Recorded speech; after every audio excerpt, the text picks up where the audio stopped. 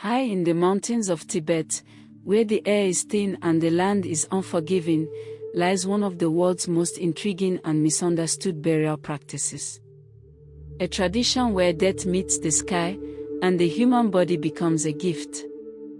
This is the story of the Tibetan Sky Burial, a ritual that is both shocking and deeply spiritual. To understand why Tibetans turn to the sky for burials, we must first look at their land.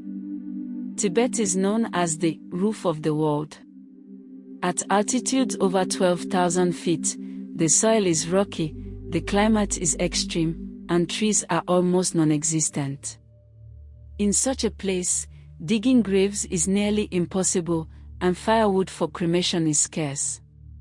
So the Tibetan people look to the sky, and to the vultures that circle above.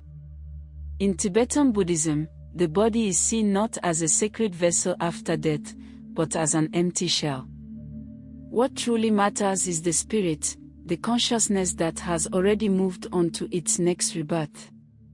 So instead of preserving the body, Tibetans believe in giving it away in the most generous way possible. By offering the body to vultures, they provide sustenance to living creatures, fulfilling the Buddhist value of compassion and the idea that death itself can serve others. The ritual begins at dawn. The body is taken to a remote site called a dirt row, often on a sacred hilltop. Monks chant prayers to guide the soul into the afterlife. The body is then unwrapped and laid out on the ground. Specially trained men, known as Rajayapas or body breakers, perform the task of preparing the body. With practiced precision, they disassemble it, ensuring that every part can be consumed by vultures. Soon, the great Himalayan vultures descend from the sky, feeding until nothing remains. To the Tibetans, this is not gruesome, but beautiful. A perfect cycle of life and death. Vultures in Tibetan culture are not seen as scavengers, but as sacred birds. They are called Dakini, meaning sky dancers, divine beings that carry the soul to the heavens. Allowing vultures to consume the body is believed to ensure a faster, smoother journey of the soul into its next rebirth. When Western explorers first witnessed sky burials, they were horrified.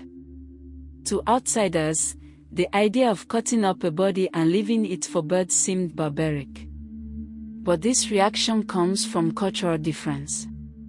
For Tibetans, what seems disturbing to outsiders is actually an act of compassion, humility, and practicality.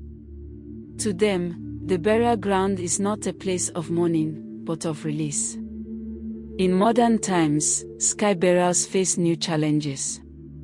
Urbanization, environmental changes, and declining vulture populations have affected the practice. In some areas, government restrictions and tourism pressures have also made it harder to carry out the rituals privately.